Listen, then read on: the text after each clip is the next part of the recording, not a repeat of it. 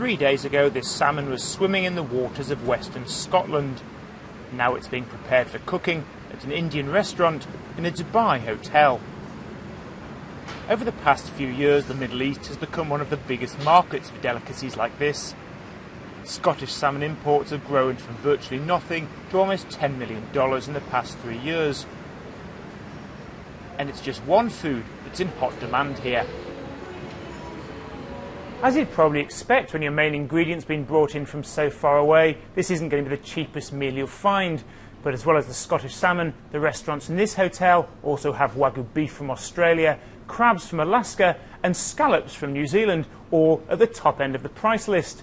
But it's the sort of prices that this business and its customers are prepared to pay. But restaurants say it's not just about the markup these foods allow them to charge. Premium products are very important to us because we have to know where our products are coming from.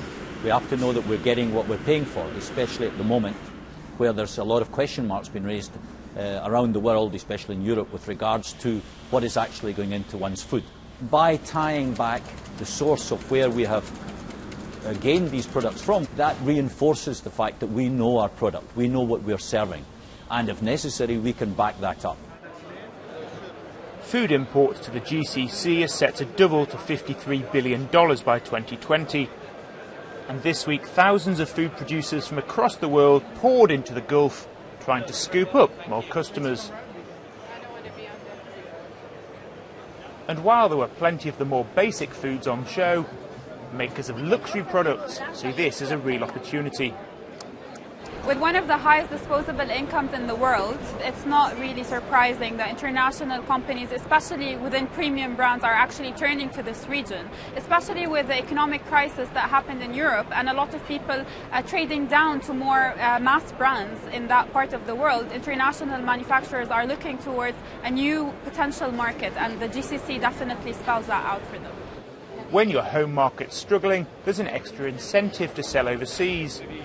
And for countries like Scotland, that means pushing more than just salmon.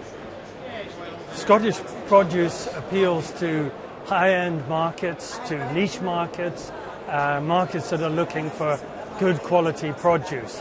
And that's exactly the type of produce that is wanted in the Middle East markets.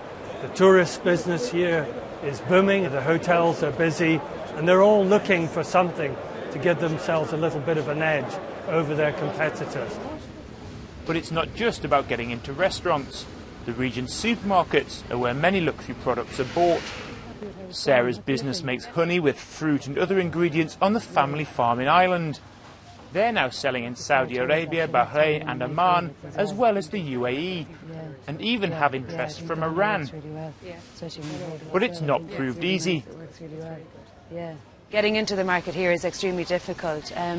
It would take an awful lot longer than certain markets, say in Europe, and that we will be more used to. And also there's huge requirements in terms of documentation, translation, because it has that perception of having disposable income. There are many different competitors on shelf, and so you can't just charge what you want. You still have to come in competitive. But I have to say, if you have the patience and you're willing to respect that and to do business that way, you will be very happy here. And if honey with fruit isn't sufficiently high-end for you, how about this? More honey, but this time mixed with truffles and gold. The tens of thousands of people at the food show have seen some pretty lavish things this week. But that's one product which really takes the biscuit.